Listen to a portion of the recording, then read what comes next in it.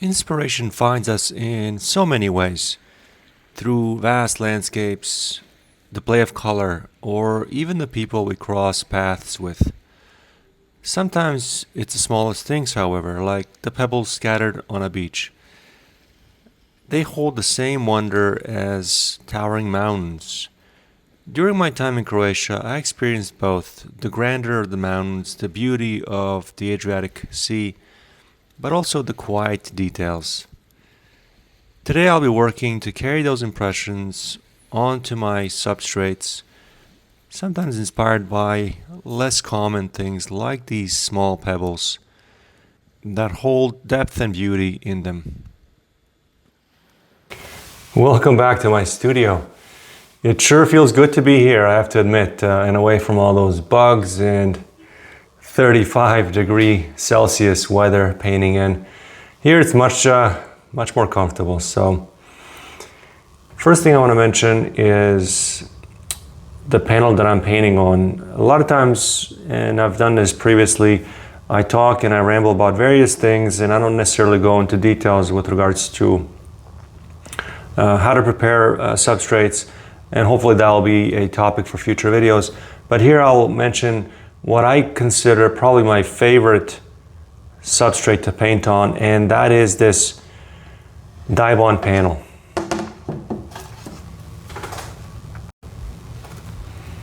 So DiBond panel, in case any of you have not possibly heard of it, is essentially just an aluminum composite sheet that's got, my goodness, I'm not entirely certain what the core is made out of, but certainly some sort of a thick plastic, and it's essentially material specifically formulated for digital printing and certain mounting applications, so in signage. But in recent times it's been recognized as a great, very rigid, very flat panel that fine artists have used to paint on. I myself, as I said, I like this surface to paint on the most, as it retains its rigidity even when painting quite large. Now the chore for today will be to paint a couple of these smaller panels. They're squares again. I like a square format. This is just shy of a foot by foot, maybe just 11 and a bit by 11 and a bit inches, that is. But as I said, DiBond panel is very rigid. It comes essentially in these large sheets. I believe the ones that I got, in fact my back substrate here is also DiBond. It comes in sheets of 4x8, and here in Canada I get them at a certain plastics supplier. So they kind of look like this. This is essentially their name, the Laird Plastics here in Ontario. And they have this sheet that you need to peel off of. See if I can make it work here. It comes on, it's quite a pain to peel off. Essentially, when you peel this protective sheet off, you have this white, very reflective, very shiny surface that you can directly prime on. Now what I've done here is I've got, again, a pastel ground. It has a tooth to it because we are today going to be working on cold wax, medium, and oil. So I want something for the paint and cold wax to grab onto. But again, a sheet, one of these sheets is a set 4x8. You take this thing off, you peel it off. You can give this a light sanding, or you can apply a primer directly on this, and essentially it's ready to go. Last thing with regards to the DiBond framing, you can certainly glue it onto a backing and have it sort of suspended. I've seen that on a gallery frame. Or of course you can just frame it just like any other painting behind some sort of a frame. Yeah, as I said, this is 11 by 11. I've chosen for the first few pieces from my plein air trip to be smaller sized. I don't know what direction I'm going to go with. They will likely be on the more leaning towards the abstract side than representational, although I'm kind of thinking that maybe today one of the two pieces will be semi-representational. But it's currently around 3 p.m. here in Oakville, just outside of Toronto in Canada. Hopefully jet lag doesn't get to me. Here are a few beautiful examples of just how nature forms different shapes and colors and how they're absolutely gorgeous. in and of themselves. Look at this piece with this line that sort of traverses the top. I mean, I can almost just copy this and have this be the artwork itself with these beautiful maroon colors. It changes actually when you add some moisture to it. But the designs, these pastel colors, are just gorgeous. And I think the task for today is to maybe mimic some of these colors and from some of the photos that I had shown you onto here. Now I'll show you the colors that I've chosen. So hopefully you don't mind the background palette, which has been obviously dirtied up from all the previous mixes that I've done, but you can quite clearly see what colors I'm hoping to use and translate. There's some blues of the sky that have been kind of, the chroma has been sort of taken away from it a bit, so it's not as chromatic. And I've got earth tones, I got some nice little warm yellows, and some indications of greens and browns. That doesn't necessarily mean that I'll use all of these, and these are just my starting pool of colors. Okay, so generally speaking, I don't like to do this. I mix as I go, but these are just straight paint, oil paints that have been mixed as some sort of preparatory pools of color that I will mix from and add to. They do not have cold wax at all mixed into them, and that's for a reason, because cold wax will gum up paint quite quickly. I've got it here on the right, and I will mix as I paint about 50-50 ratio. This is Gamblin's cold wax, in case anyone is wondering. The paints themselves are also Gamblin's. The colors themselves are not as important as I'm mixing. I'm mostly doing intuitive work here. I'm not trying to render anything per se to tell you, oh, this is the color you want for that or whatever. This is likely going to be some sort of an abstract study that will probably take on a landscape type shape. So let's see how this goes.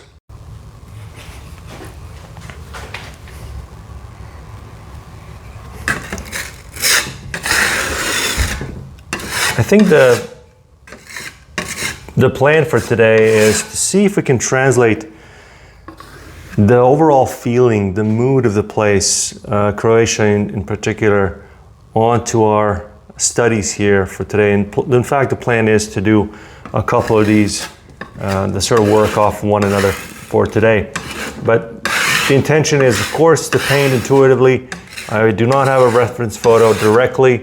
I am solely going to be influenced by color and the design as I paint. And I don't foresee this taking too long, and it shouldn't.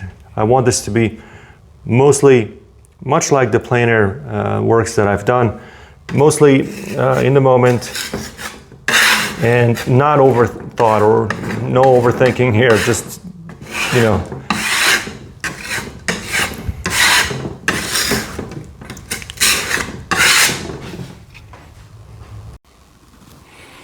So I applied this sort of skim coat, as they call it, in construction, a base coat that's very light. That's basically the only time that I sort of ever fill in a certain section, if you will. So it's got obviously borders on all sides. I filled in this base coat, which is warm. I think the top coat's going to be cooler. I want this yellow to permeate through. So what I mean is that I don't have a habit of, you know, drawing something and then filling it in. Everything is sort of, especially for these sorts of studies, everything should be spontaneous and just free and loose. So I'll show you right now with this base coat down, which has filled the whole surface, how we apply the first coat. And again, I think I'm feeling some sort of a landscape-esque, maybe some mountain scenes. But again, entirely abstract. Some indications of mountains, but for the most part, just marks and color.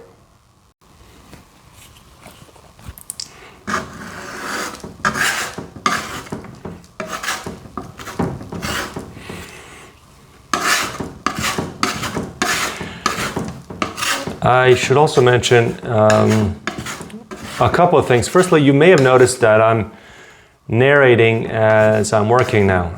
All the other videos, except of course for the plein air painting ones, except for the plein air painting ones, were narrated after the fact. And of course I had known how the painting turned out, and I can sort of guide you and speak about the progress and everything. Here I have no idea. I'm sort of working. I don't know how this is going to turn out. Maybe this will not be a landscape. Maybe it'll be something else entirely, but that's the first thing. Second thing, the tools that I'm using for this will likely be just these drywall tools. I do have brushes on hand as well that I may sort of access, but for the most part, I want this study to be mostly just about color and design and these broad marks. I do not want to have, you know, these small tools or even these small knives and making small little marks on here. I'm going to use large spatulas, and of course I will access my, as everyone knows, my silicone brushes. As I said, I do have a brush that I can access or reference, but for the most part, most of it will be done with this 2-inch putty and the larger one.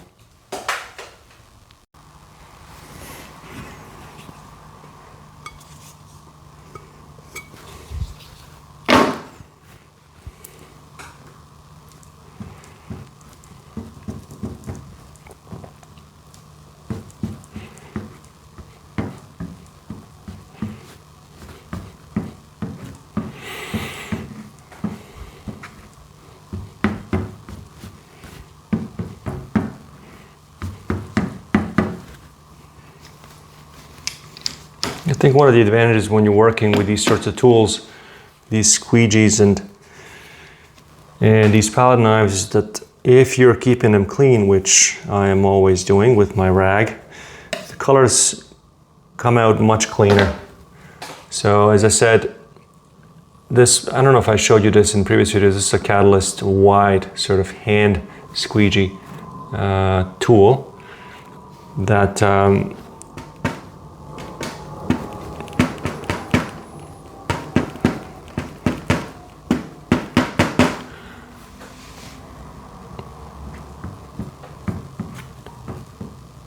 again, these marks that I'm making, I'm thinking the horizon line, if in fact there is any, will be somewhere around here, about 2/3 of the way up this piece. And I think part of the reason I love these tools is that they make marks that I couldn't mimic, and they surprise you with the marks that they make.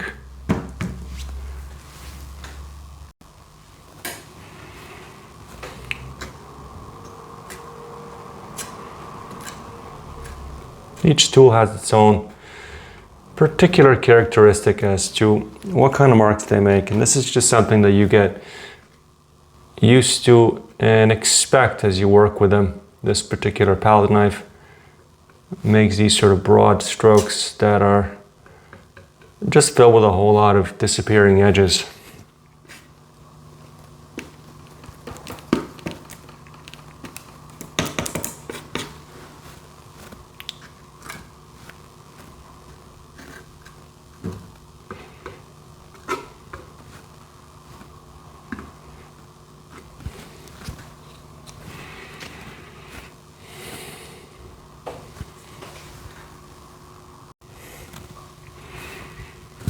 I do want to mention that working in this fashion where you're trying to sort of find your painting in real time, where you're not referencing a photo, working on a certain section and saying, well, that's good and done.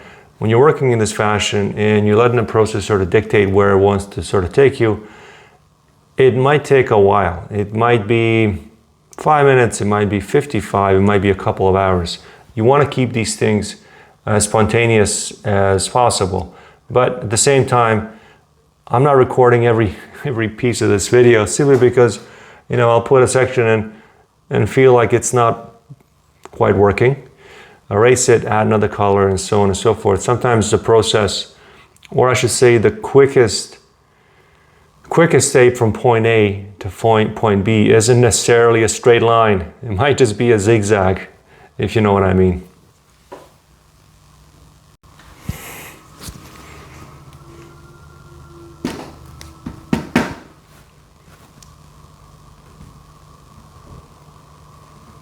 Oh, I love these beautiful broken color effects you get by using these tools.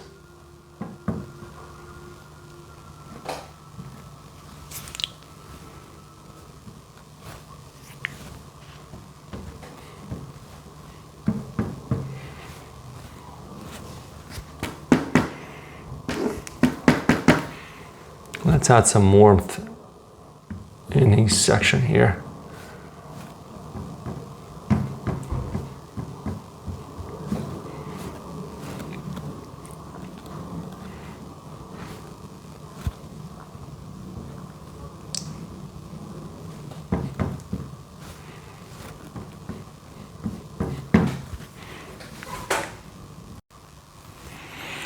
I said I wasn't going to use this brush or any other brush for that matter, but I want to knock back some of these sort of impasto marks that are a little too thick in certain sections before I come in with the top coat. And frankly, having brush marks never really hurts. I mean, I love the design with the spatula, how they create these marks, but a brush mark can't be mimicked in any other way. There's just something to it.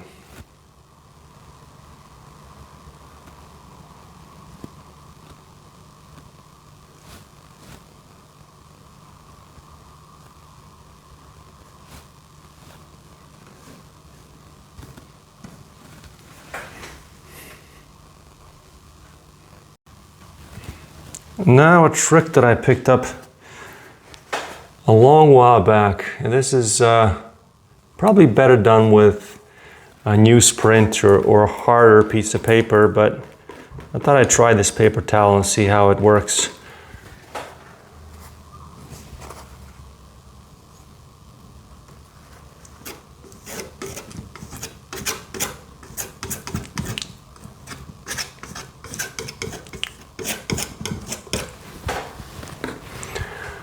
And basically I'm just sort of masking off the area that I don't want the paint to go on, to sort of indicate, I guess, a mountain. And that didn't really work out the way I thought, but essentially it's supposed to mimic form. I think it's probably better if I use like a newsprint of sorts. Let's try it again.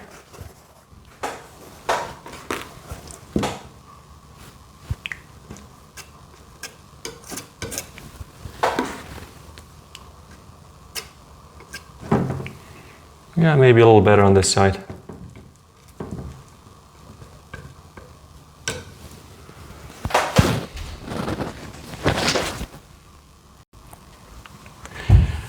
Now that this painting has clearly taken the shape of a landscape with indications of mountains and the sky in the background, I think I need to sort of, if you want, finish it off by focusing on abstract shapes solely, and maybe leaving this section untouched as the darkest darks, and maybe introducing some lighter colors for this bottom piece so that this pops out much more and this has some high key focus areas of interest, because I don't want this to read too muddy.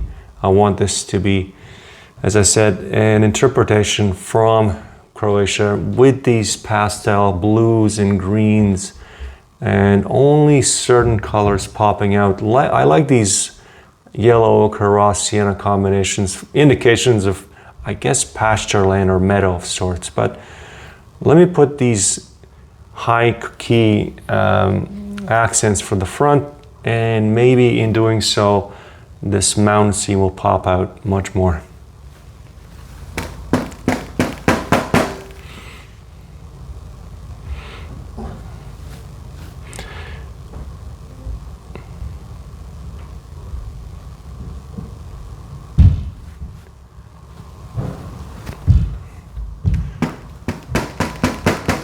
Maybe a little bit darker.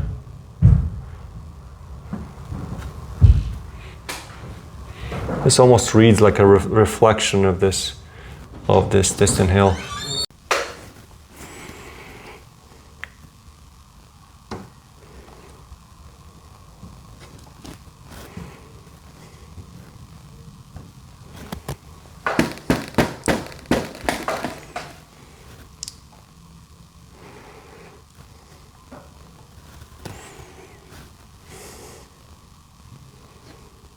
I think for this part of the painting, I'm focused, of course, on the elements of design, but you're always kind of driven by some indications of reality. So obviously, as I said, this is reading it as a landscape.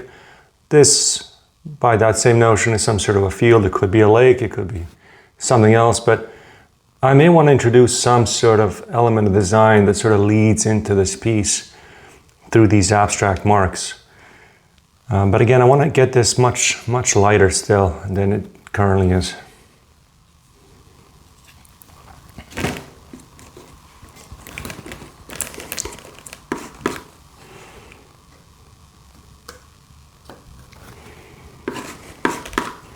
See, this underneath layer is already basically set. I'm coming across with this subsequent layer, and it's not dry, but I'm able to put this second layer over it without picking it up. If you know what I mean, I can certainly scrape into it, muddy it up, and mix them all up. But for the most part, it's set. It allows cold wax, that is, these sorts of marks, experimental marks, if you will. See, it's just sort of lying across that underneath layer without mixing with it.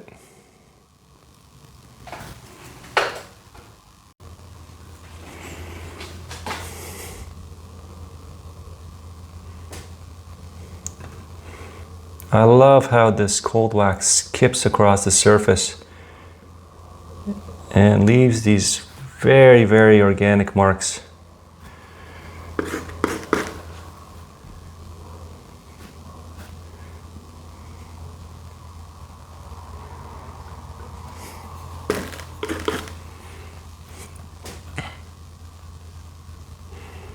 Now, these marks, the organic marks as I call them, they leave a lot of broken color elements, which again, in my opinion, are desired and interesting. However, if you so wish, you can certainly come over any of these sort of sections if their reading is too busy, which a lot of times I do as well, in particularly towards the end. A lot of the marks, as I said, are categorized as, I guess, disappearing. There's a lot of sort of disappearing loose edges, but you can certainly, if the design calls for it, create any kind of sharp edges like that, for example, or here. And usually this happens at the end of the painting. Or if you don't want it there, like that mark I just made, you can always just get rid of it.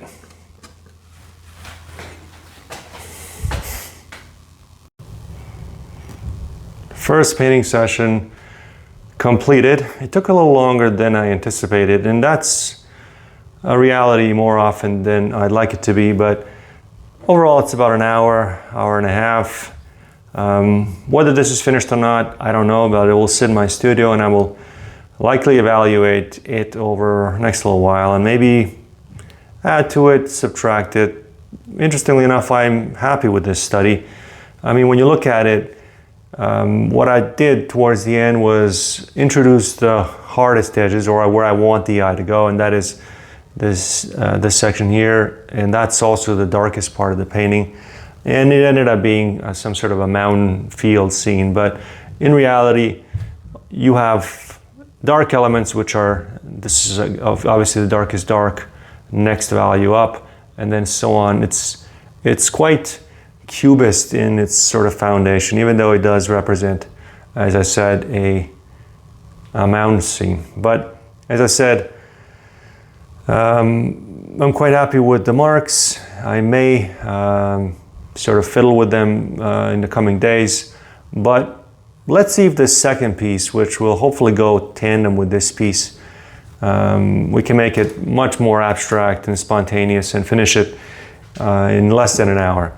But before we do that, I just want to show you again the rocks that I was referencing that maybe didn't come across all that well in the initial part. So the colors that I was working off of are very much present in nature. So these rocks that I was sort of referencing, the grays, the blues, these warm sort of sienna colors are the ones that I introduced in my painting. So as I said, the painting is completed, not from reference of any kind, but entirely based on color and design. Let's move on to the second one.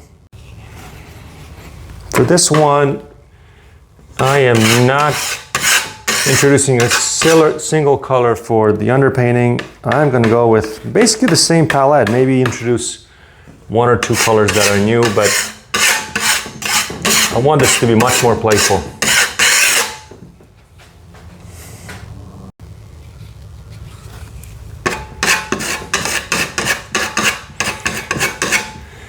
By the way, when working with this, the base substrate, DiBond that is, which is, as I said, a aluminum composite panel. It has a tendency to be sharp when you cut it with an X-Acto knife, when you sort of frame it. So you may want to file edges with a rasp or some sort of a sanding sheet, whatever, just because it can get sharp towards the edges.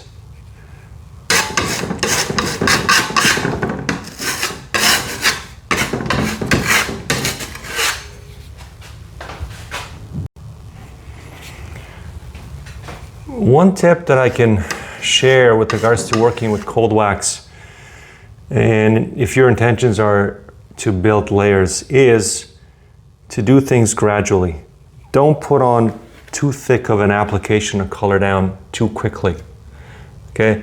Try to see if you can apply a color, remove a color. So every one of these layers, and there's only been one, and there's been some overlap, however, has been applied relatively thinly. And in that, you create this sort of like a glazing effect where, you know, traditional oils, you gotta wait for it to dry if you wanna get that same effect. Cold wax allows you those luxuries of doing that in one painting session, as you saw with that previous painting. So I'll show you an example here. So instead of applying a thick color, which you can do if this is your final color and that's the intended color value, but if you apply it and you remove it, you almost get like a veil of that color, an indication of it. And then of course, you get that broken color effect that I talked about, and a certain transience. There's a certain, I don't know how to describe it, divinity. I like the way these colors overlap. Every subsequent layer you put down creates a certain depth. And then of course, as per the need, you can come in with thickest colors on top. But if you put in too thick a color in the beginning, in particularly with these drywall tools, this is a designer putty knife. It's not designed for drywall, but if you put a too thick of an application too soon, it's hard to build on that particular layer. So this is precisely the effect that I want for an underpainting, that I generally employ for most of my work. Lasts a little while. So it's not filled in, it's dynamic, it's got a whole lot of interest, and I think the intention is to sort of tie it in together with relatively less values. There's a whole lot of value shifts from the darkest line here to some of the highlights here, and of course the background white is showing through as well. Again, these are the exact same colors we used in the previous study. I am going to be introducing a new color to this mix just to give it a bit of interest, and that's the Cad Red Light, which is also kind of the part of the underpainting here. Interestingly enough, this particular color I find appears often in nature. Maybe not in its most chromatic form, but certainly when it's sort of die down or or pushed back slightly like I've done here. It almost looks like an Indian red type of a color. It certainly appears quite often from my perspective or my experience.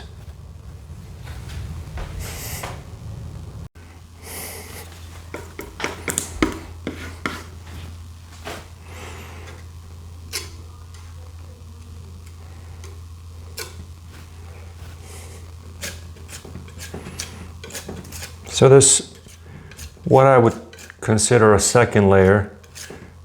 I am holding this knife and all the other tools in a certain perpendicular or parallel to the surface way, so that more of the paint is adhering to the substrate as opposed to holding it tightly, dragging it down. I'm holding it more on a sideways motion because I want more of this paint, the second layer, to show through. So what I've done essentially indirectly really is created this interest, sort of tension across this horizon here line. So it's got a line that divides the top to bottom, and I think I'm going to go cooler at the bottom here and maybe introduce a warmer sky if you want to construe that as a sky up top.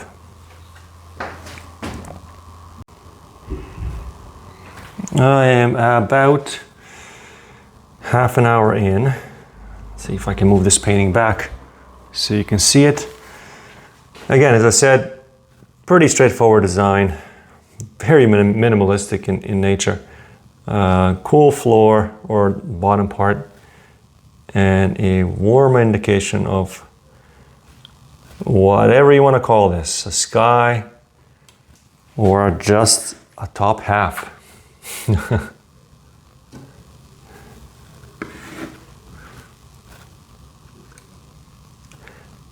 as you can see, as I said, this has been about half an hour. I put this underpainting layer in 20-30 minutes ago, and already I'm able to feel how it's set. This would definitely be impossible with regular oil paints. I can create these crisp, organic edges that I don't want to touch. It's just, there's no way I could have gone in here and drawn that in, but these spontaneous marks is what really give this medium a unique characteristic.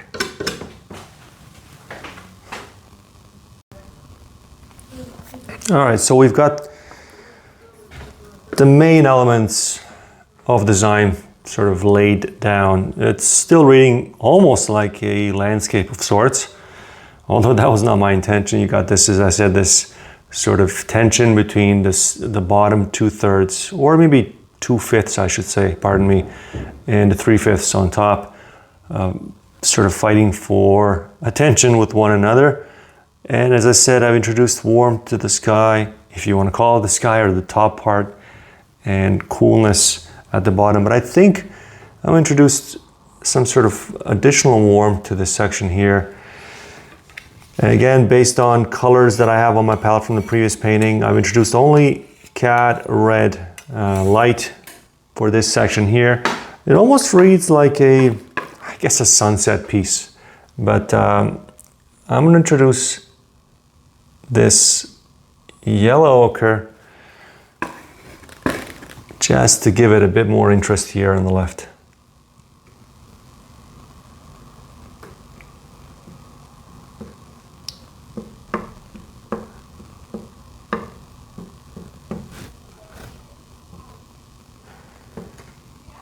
This is as good a time as any to tell you to try to limit this, what I'm just doing right here, trying to go over and pretty up every move. Usually the first move is the most spontaneous and good to look at. Of course, you need to finish off a section as per what you intend to do. So if your stroke is this wide, continue on over here, but try not to go over it too much, as that will usually create muddy color.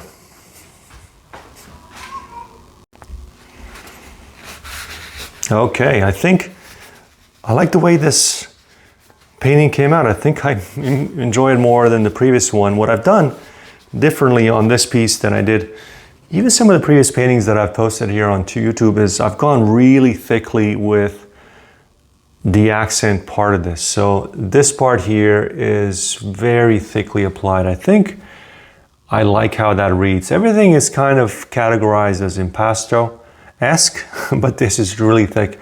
I'm gonna probably entertain those sorts of marks in a future painting.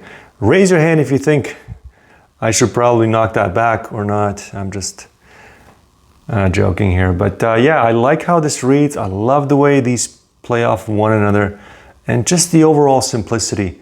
There's something to be said about that whole less is more concept. I may just work this section just slightly, maybe darken this here slightly, but I think I'm gonna call it finished. Okay, so 2 studies completed. I have to admit I enjoyed this quite a lot. I didn't know how much I missed this medium. And I think they kind of go together well. They have some of the same elements of design. As I said, I like this right piece a lot. I may have to explore it and the design and that's created on a much larger panel.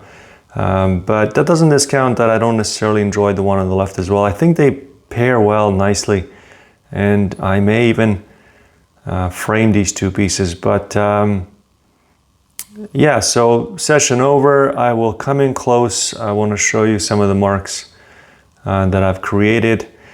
Any questions, any things that I didn't cover? This is turning out to be much longer of a session than I anticipated. I'll try to get this out as soon as possible.